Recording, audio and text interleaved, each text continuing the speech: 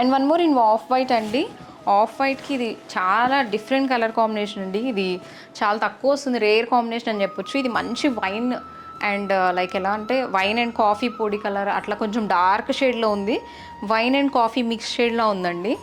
Classic colour combination అని చెప్పొచ్చు. Off వైట్కి ఇలా all over the sorry middle part మనకి ఇలా సర్కిల్స్, రౌండ్ బాల్స్ డిజైన్ స్టైల్లో తీసుకున్నాము. అండ్ మల్టీ కలర్ యూజ్ చేసాం, గ్రీన్ అండ్ ఎల్లో అలా వచ్చింది.